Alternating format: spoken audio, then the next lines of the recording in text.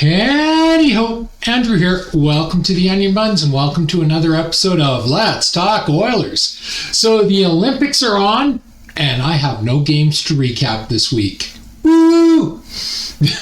I got to admit it's been a hard year thus far because it's a abbreviated year because of the Olympics, and so we've had a bunch of games where usually they would be more spread out, and that's really been taxing on me. So I'm actually enjoying the Olympic break. I've only watched a little of the games and I really don't have any plans to, because international hockey is not my thing. If you haven't figured out by now, I like physicality in hockey. I like grit in hockey, and international hockey is a step above the all-star game. It's a skills competition, and I hope Canada wins, and I hope McDavid does phenomenal, and I hope Leon does phenomenal for Germany. But yeah, it's not my thing. So anyway, I thought this would be a good break to, we're basically at the 3/4 mark of the season. And I thought this would be a good opportunity to do a report card on the players and the lineups. And yeah, we'll see what we see. So why don't we get started? Let's start with the top line. Connor McDavid, Zach Hyman, and Ryan Nugent-Hopkins. So Connor McDavid, what's there to say? He is an A++ player. He is the best player in the league by far. And no player is perfect. So Connor has his little quirks that I've mentioned over the season. Like, he is determined to score low on these goalies. He does not like raising the puck, and I think that is a mistake by him. But, who am I to argue with the results Connor McDavid gets? I think he would be even better if he did raise the puck, at least, even if it was 50-50. I would prefer seeing 70% of our shots go to the top of the net and 30% go to the bottom. But even if he went to a 50-50, I think he could even do better than he's doing now. But he's determined to score low most of the time, and goalies nowadays train to stop the puck low. They train to play off their knees and stop the puck low, and I think he actually underperforms what he is capable of doing, as hard as that is to believe, But again, who am I to argue with his results? Zach Hyman, perfect compliment to Connor McDavid. And this is something you've heard me talking about all season, is chemistry. Do the players complement each other? Ryan Nugent-Hopkins, Zach Hyman, and Connor McDavid, they complement each other. They do it beautifully. I am not one of those people that thinks Ryan Nugent-Hopkins should be on the third line center, because we have nobody to replace him. As much as I like Rosevich, and I do believe Rosevich should be in our top 6. And I would even be willing to give him a chance in the RNH role just to see what he can do there. But I don't honestly expect him to live up to what RNH does on that role. Just God honest truth. And well, when I get to RNH, I'll talk about that. So yeah, so those 3 players, they complement each other. That is one of the best lines, if not the best line in the NHL, in my opinion, when they're all on their game. Unfortunately, Zach was hurt at the start of the season, and he would be on the Olympic team if he had not been injured at the start of the season. I have no doubt about that. But it's what it is. And then RNH. So RNH is a tale of two cities. You got the RNH that plays with McDavid, and he raises his level right up there with McDavid, and he's phenomenal in the role. He is a phenomenal two-way player in that role. You got Zach, who is the net front presence. You got RNH, who is the two-way presence, and then you got McDavid, who is the playmaker and could be the goal scorer if he raised the puck more often. It's just a perfect mix of 3 players. However, with RNH, you keep hearing Bob Stauffer say they want to move him down to the third line. Well, we have seen whenever RNH has moved off of McDavid's line and moved down, his level drops. RNH is one of those few players where McDavid actually makes him better.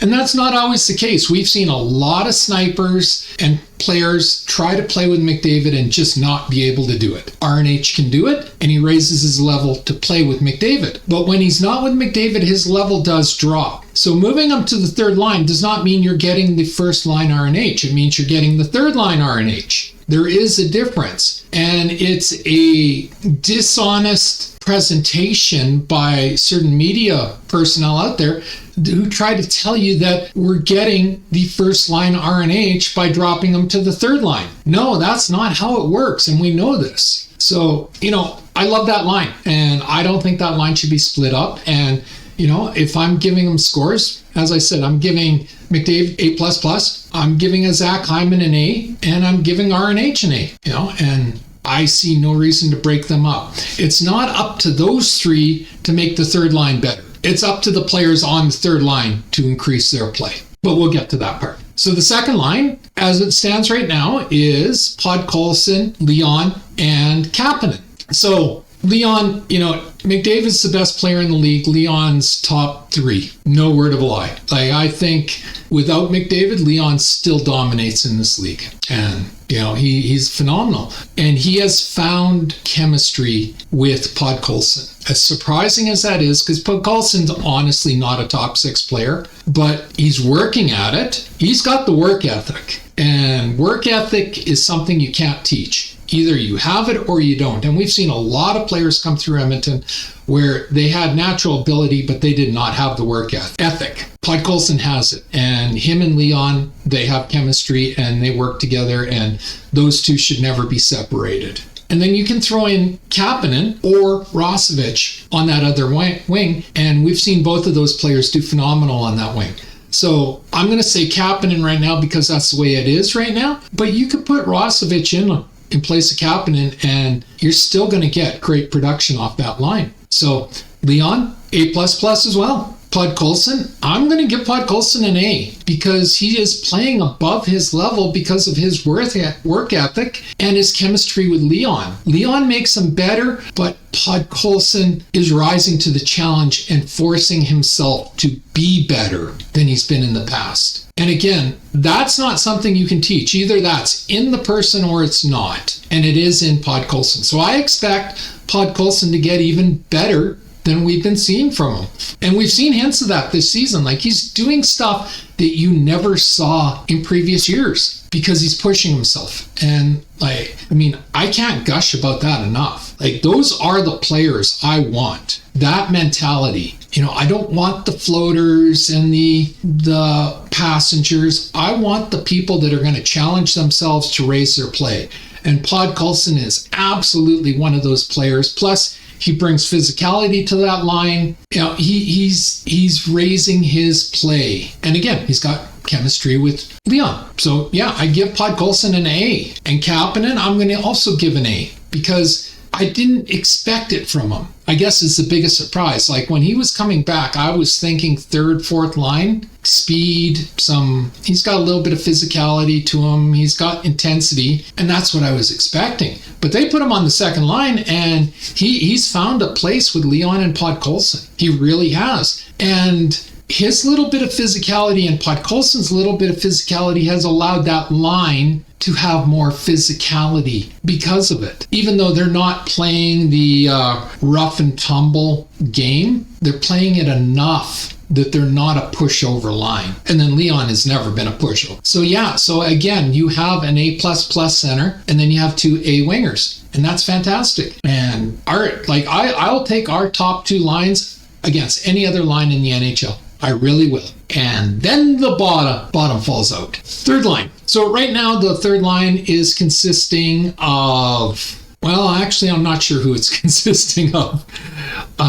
You got Rosevich there, and you got Savoy there, but you had Szymanski there, but he's already been sent back to the AHL. He's playing in the Olympics for Team Germany, but when the Olympics are over, he'll be reporting to the AHL. And that's because Henrique will be coming back. So probably what's going to happen is Fredericks is going to move up to the third line. So you will have Fredericks, Rosevich as center, and Savoy. Now, Rosevich has been hitting above his weight class, and he's not a natural center. So you can't really judge him on his face-offs because he's not a natural center. That's not his role. He is a winger. But, the one thing I notice about Rosevich on the third line is he's getting looks. Like, he gets himself into the position to get looks. It's not going in as much as we would like, but he's getting the looks. He's driving.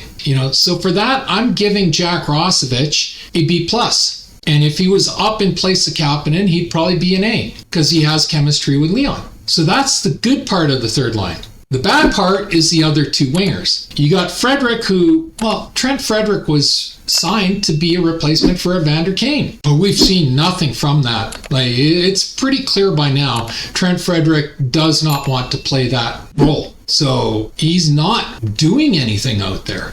Like, if I'm giving Trent Frederick a score, I'm giving him a D for what he's produced this year. He's doesn't want to play what he was signed to play, but it's pretty apparent he's not skilled enough to play what he wants to play. And now we're stuck with him for 8 years, because you're not trading Trent Frederick with that contract. And I don't know if he has a no movement clause, so I don't think we can send him to the minors, because ironically enough, if we could send him to the minors, he would actually clear waivers with that contract. Nobody wants that contract. That's an 8-year deadweight contract for what he's producing. It would be a totally different story if he was out there playing physical every night, but he doesn't want to play physical. Like, in a recent game, we saw a guy take a run at McDavid, and Nurse went out and a couple shifts later and stood up for McDavid because Frederick he saw it and he just turned around and he skated the other way. And then at the end of the game, with like 2 minutes left in the game, then he got into a pushing match. Where was the pushing, the physicality, the engagement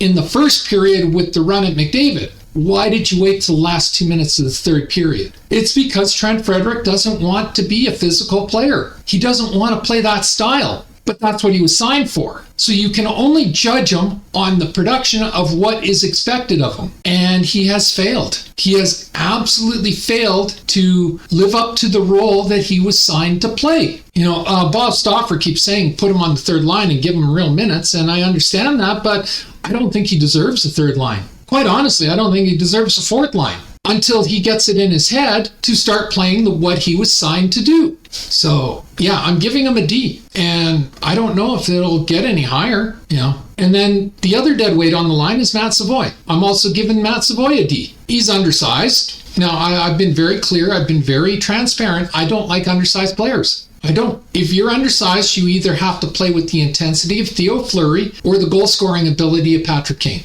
That's simple. I need intensity and effort and passion from undersized players, and I don't see it from Matt Savoy. I see a perimeter. I see Kyler Yamamoto. That's who I see. He's a perimeter player. He very rarely goes to the hard point, and ironically, the few times he's gone to the hard point, he's actually been rewarded, but he won't do it game after game. He plays the perimeter. He's easy to knock off the puck. They play him on the penalty kill, but really the only thing he does on the penalty kill is once in a while he shoots the puck down to the other end. He doesn't block shots. He can't play physical. He's Kyler Yamamoto. He's just been gifted his spot. And that's not to say he won't be an NHL player. I think he should have been on the farm this year. Him and Ike Howard should have been sent down to the farm at the start of the year. And they should have stayed for the whole year on the farm because neither of them are ready for NHL play. They're not. Let's be honest about it. Ike Howard, I expect to be a top 6 scoring winger next year after. He's not ready for the NHL right now. Matt Savoy, he spent a year on the farm and apparently his game grew quite greatly last year. But from what I'm seeing this year on the NHL team, he's not ready for the NHL. And it's only going to get harder. Like, he's not ready for the regular season NHL. Well, the playoffs are a different beast and they get a lot more intense and a lot tougher. So if you can't step your level of play up for the NHL regular season, you're going to get demolished in the playoffs. And that's not hating on him. That's just being very honest and truthful. Matt Savoy was gifted a spot on this team. He didn't earn it. He hasn't earned it. And thus far, 3/4 of the season in, I don't see any way for him to earn it. I think this season's going to have to end for Matt Savoy, and he's going to have to look in on himself over the spring and summer and say, what do I need to do to be an NHL player? I don't think he's done that yet. I think he's still got it in his mind that he's going to be a top 6 player. Matt Savoy is not going to be a top 6 player for the Oilers. He's going to be a third line player for his career. He might get some looks in the top 6, but he's going to be a third line player is what I see. But even then, he's going to have to work on his offense. He's going to have to get into the dirty areas. He's going to have to start scoring. Any other player playing like Matt Savoy's played this season would not be on the Oilers. They'd be in the press box, or they would have been shipped back to Bakersfield. That's the God honest truth. So I'm giving Matt Savoy a D, and we'll see where he goes from it. He's been given the opportunity. Now he's got to earn that opportunity to hold on to it. Because I don't think come next year, they're going to treat him with kids' gloves again and allow this season of production to go happen next year. I don't see it. And then we get to the fourth line. So the fourth line I'm going to be talking about is the fourth line I think we should have at the end of the Olympic break when Henrique come back. I think Adam Henrique should be our center on the fourth line, and his wingers should be Lazar and Janmark, not Mangiapane. And the reason for that is, much like Savoy, I've seen nothing from Mangiapane. I've seen one period all season where he's played like he is supposed to play. One period. The rest of the time, he thinks he's a scorer, but he's not scoring. He's supposed to be an agitator at pest, but I've only seen that for one period all season. He's not a good fit on this Oilers team, and I'm really hoping by the trade deadline they've traded him. I don't know if they will, but I really hope they do, because if they can't trade Mangiapane, we have no cap room to bring anyone in to fill the glaring holes that Bowman and Knobloch have created on this team. Yeah, so our fourth line is Henrique, who Adam Henrique was a very good player. You could say he was an A- player when he was in New Jersey, and he's lost a step. And age gets to us all, so I don't hold that against him.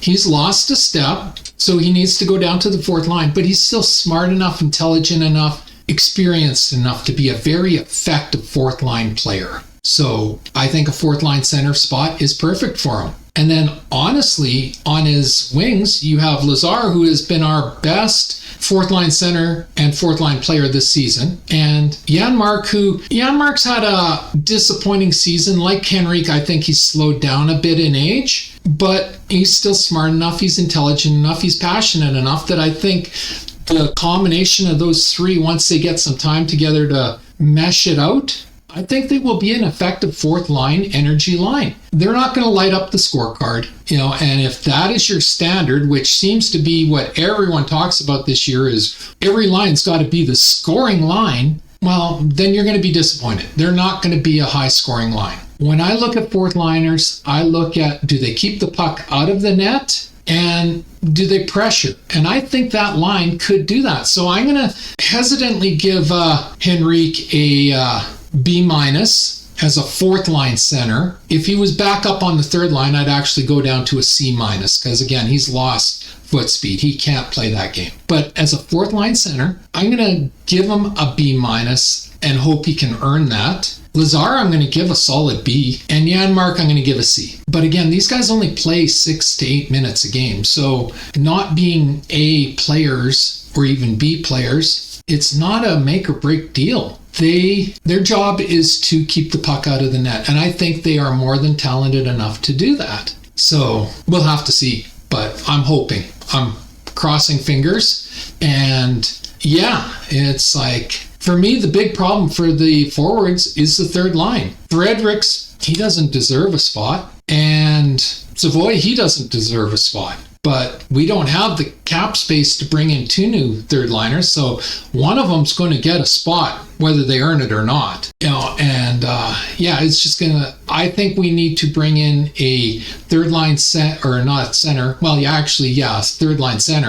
so that Rosovich can go onto the wing where he's more effective. But we need to bring in a third line center that can play physical, because Frederick's not willing to play physical on that third line. So you put him in the press box for this season, and then you deal with him next season, and you get a third line center on that third line who can play at a third line pace and play physical, and then you just hope for the best. Hopefully the center and Rosevich can form some chemistry, and then they just sort of carry Savoy through the season, I guess. Maybe you switch Savoy and Fredericks out once in a while and see which one meshes better. All right, so that brings us to our defense core. All right, so our top defense core is Bouchard and Ekholm, and you can't split those two up. I know Bob Stauffer wants to split them up. You can't split them up. We know that Bouchard cannot play with any of our other defensemen. Now, you put him with the other defensemen, he turns into a minus 20 player almost instantly. You need that stay-at-home defenseman in Ekholm to cover Bouchard's nightly mistakes. And it is. It's not once in a while. It's not once every blue moon. It is nightly that he makes mistakes. Like, if I'm going to score Evan Bouchard, I have to score him on two different charts. As an offensive only defenseman, you give him an A. Yeah, you give him an A. But as a defensive defenseman, you give him a D-. And there's the contrast. There's the problem. So if you removed Ekholm, Ekholm I consider to be our best defenseman on the team. He's solid on offense. He's solid on defense. He's really our only stay-at-home defenseman. He's physical when he wants to be. He's our nice, well-rounded defenseman. He is what you should be trying to get at least 4 of your defensemen to be, in my opinion. 3 to 4 of your defensemen should be Matthias Ekholm-style defensemen. So you can't move Ekholm away from Bouchard, because if you do that, Bob Stauffer's saying we should put Bouchard with Wallman. Yeah, let's put the 2 defensemen that are constantly allowing opponents to get behind them and get breakaways together. Yeah, that sounds brilliant to me, Bob. They are what they are. They play well together. Ekholm understands his role. Bouchard's not going to change. He's been in the league long enough now. He's not going to change. So you have to partner him up with somebody that's going to cover his mistakes. Simple as that. But right now we have that with Ekholm and Bouchard. Ekholm struggled a bit this year. And when he struggles, you've seen Bouchard really struggle. But when they're playing their games, they're a very effective pairing. So you get to our second pairing. Now, the second pairing is what pisses me off the most about this team. Darnell Nurse is not to blame for this team's defensive woes. Not in the slightest. Darnell Nurse is our second best defenseman on this team. And you can boo me all you want for saying that. He is a elite two-way defenseman. He's not a stay-at-home defenseman. And there's the problem, is the media keeps trying to suggest that Darnell Nurse has to play a stay-at-home role. That's not his role. It's never been his role. He is an elite two-way defenseman. He is when he was running the power play, he was an A defenseman because he was getting 70 to 75 points a season. Plus he was doing penalty kills. He was a great two-way defenseman. Now that he's on the second line and he's not getting any power play time, I would say he's probably about a B+ overall. He's B+ offensively and B+ defensively. And together, that makes him our second best defenseman, because defense is about more than just offense. And this is the problem plaguing the Oilers. And this is the problem plaguing Darnell Nurse, is he doesn't have a partner that he can rely on. Wallman has no interest in playing defense. He's Bouchard. He wants to play offense. And that's all he's concerned about. Stastny is a 7-8 defenseman. He's not even a 5-6 defenseman. So you can't play him up on the 4th spot. And he's not a stay-at-home. He's another one of those puck-moving, fast-skating defensemen, undersized. So you got 2 high-impact style of players in Nurse and Stastny. That's not a good mix for a second pairing. Emberson gives you his all. I like Emberson, but he is a third pairing defenseman, and he's always going to be a third pairing defenseman. So you can't put him up with Nurse for long term because you're asking him to play too far above his actual skill level. Emberson needs to stay on the third pairing. So you got Nurse. We need to bring in a number 4 stay-at-home physical defenseman and just tell them, you stay at home. You allow Nurse to play his two-way game, and Darnell is he's not a puck mover. He's a skater. He skates the puck up. He doesn't do the long breakout passes usually. That's not his game. But he needs somebody to stay behind and protect the defensive zone when he does move the puck up. This is what Cody Ceci did so spectacularly well for years. And him and Nurse were a great pairing. But then we moved Ceci out, and Nurse has been stuck with also Rans. So you can't blame Darnell Nurse because he's never gotten the proper pairing. There is a guy on the farm I would like to see paired with Darnell Nurse, if only for 5 to 10 games, and that's Josh Brown. He's physical, he's not a fast skater, but he is a stay-at-home mentality. And I'm not 100% sure he can play in the 4 spot. That's my only question. But we don't know because Knobloch doesn't like him. Knobloch has never given Josh Brown a chance. And I think we should give Josh Brown a chance. Pull him up, put him in that number 4 spot, give him 5 to 10 games, and we see if him and Nurse can click. If they can, awesome. We have our solution. If they can't, well, then we know we got at the trade deadline, we got to get a number 4 stay-at-home physical defenseman to partner with Nurse. We should know this answer long before now, but Knobloch just wouldn't do it. He would not give Josh Brown a chance. And I'm not just talking this year. Like, the Oilers went after Josh Brown as a free agent. Josh Brown was an NHL defenseman, and the Oilers went after him hard, and he signed. And then we brought Knobloch in, and Josh Brown has never gotten to play in the NHL team. Knobloch has sent him down to the minors and forgot about him every time. So I don't think we'll bring Josh Brown up, to be honest. I don't think it'll happen, and I think that is Chris Knobloch's fault, playing favorites and being... Well, we've seen it before, like with Jeff Skinner. He wouldn't give Jeff Skinner a chance. We saw it with Noah Phillips. He wouldn't give Noah Phillips a chance, and he won't give Josh Brown a chance. There's certain players he decides he doesn't like, and he buries them. He doesn't put the good of the team ahead. He puts his own ego ahead. So anyway, that's what it is with the defense. Is we need, for the second pairing, we need to find a partner for Darnell, the right partner.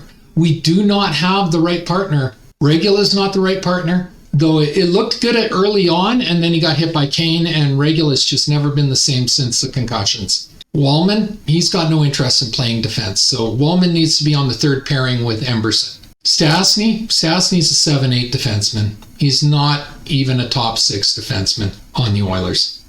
So yeah, that's just where he's sitting, and that's the report card. It's like, Darnell, I give a B+, but Wallman's like Bouchard. I would give him a B+ offensively, but I give him a D or a D- defensively. And Emberson, I give Emberson a solid C+ to a B-. But again, he is a third pairing defenseman. He can't play up the lineup yet.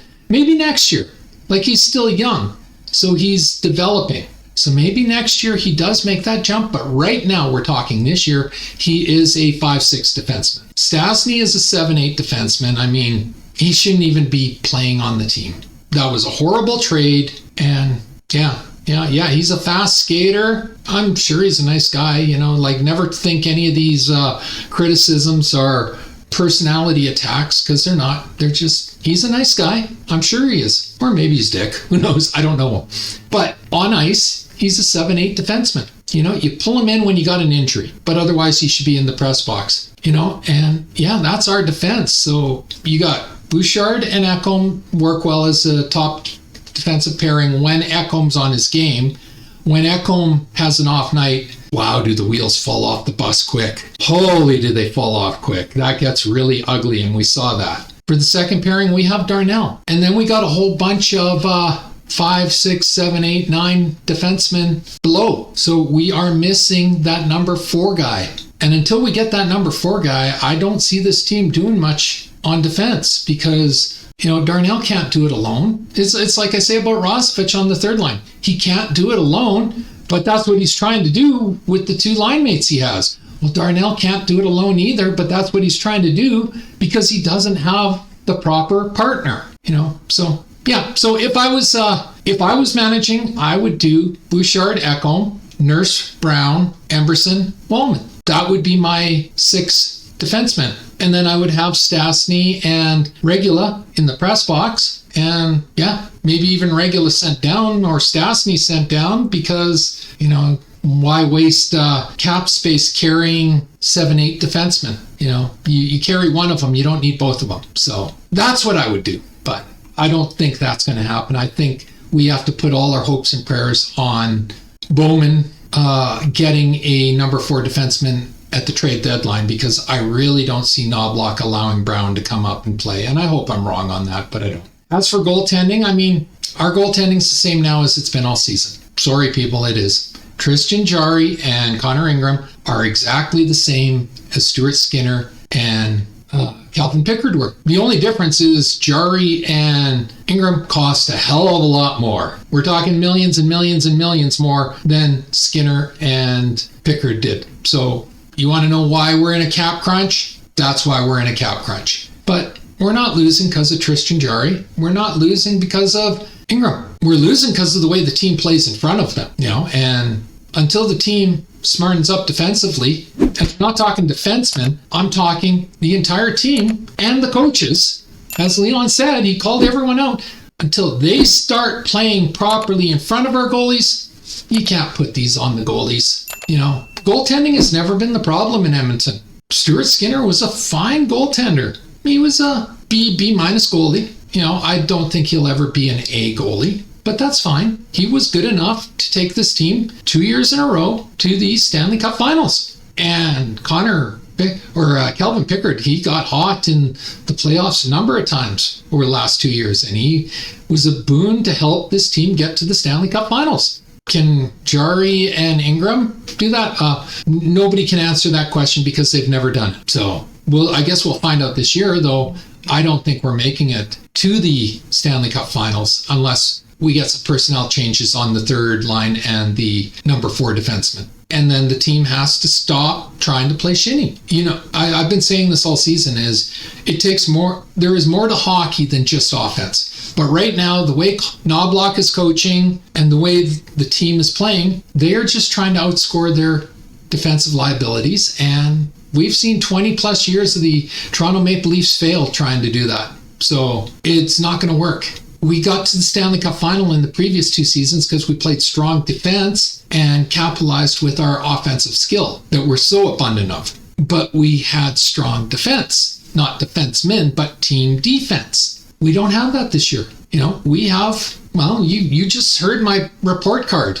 We have 2 lines because the fourth line gets almost no minutes. So you can't blame them for anything, even though the Stoffers and that do try to. They get almost no minutes. We have 2 lines that play. And no team, no matter how talented those 2 lines are going to win NHL playoffs playing only 2 lines. So, yeah. Anyway, and then we get to the coaching. I'm not going to go through the assistant coaches. Chris Knobloch. If I'm scoring Chris Knobloch, D. I'm not joking. I'm giving him a D. He is playing favorites. He is punishing players even when they do good because he doesn't like them. And I've gone over it. Lazar and Phillips and Jones and Clanberg and Josh Brown, and then last year it was Jeff Skinner. Arvidsson came out this year, now that he's away from the Oilers, and he said, I have no clue why they kept playing me in Edmonton. I did not mesh with that team. I had no chemistry with that team.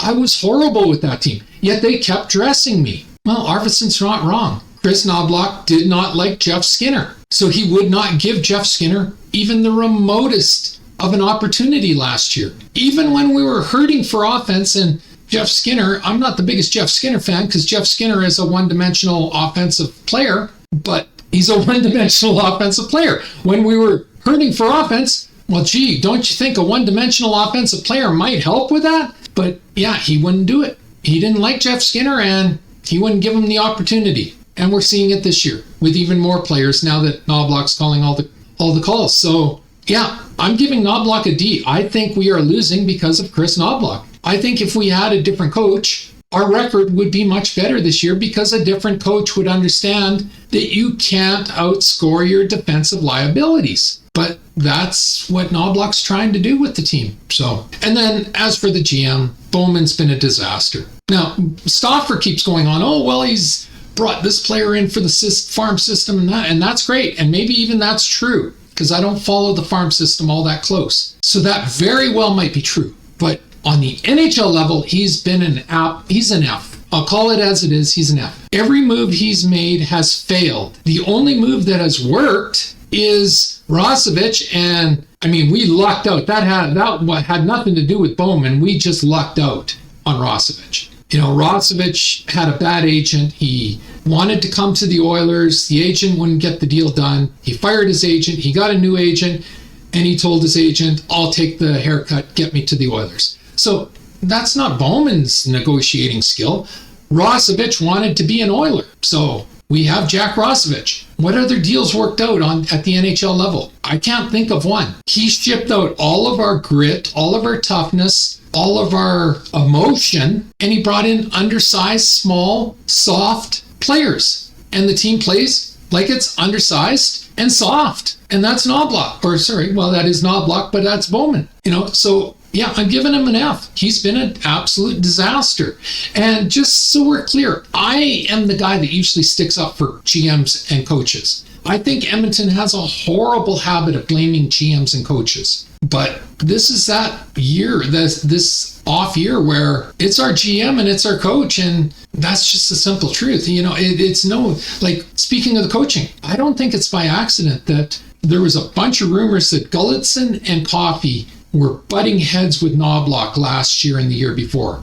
Just huge fights behind the scenes. Yet we went to the Stanley Cup Finals. This is the first year that Knoblauch gets to call all the shots, and without Coffey and Gulletson, we suck. We need Coffey and Gulletson back, and that's not going to happen. There's some rumors about coaching changes coming, and I don't expect Knoblauch to get fired, but maybe some of the assistants will get moved around or something. But I think Knoblauch is the problem. I have not seen this level of ineptitude by a coach since Ralph Kruger or Dallas Eakins. And Eakins he wasn't ready. He wasn't ready for the job. So, you give him the break for inexperience and ego, because he let his ego write checks that his knowledge and mouth couldn't cover. And he's learned from that. So, okay, we take Eakins out of the equation. Ralph Kruger was a freaking nightmare of a coach, and that's who I actually compare Chris Knoblauch to, is Ralph Kruger. Both of them think we're playing international hockey. We're not playing international hockey.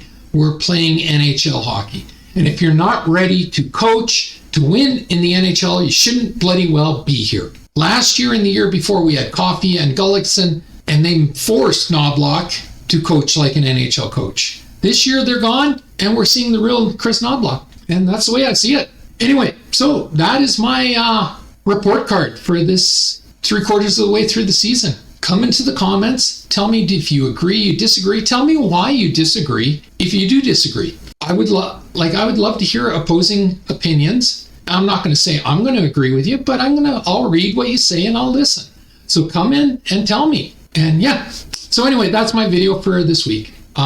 Especially because of the break, I'm not going to do all my normal stuff. So that's what it is. It's just a report card. If you like the video, leave a like, a subscribe, and a share. I'm trying to grow my channel, and a like, a subscribe, and a share does me wonders. And I do appreciate it. Takes 1 second to subscribe. Costs you absolutely nothing. Helps me immensely. Just hit the subscribe button on the bottom of the screen. If you're watching this on Rumble, please follow my channel.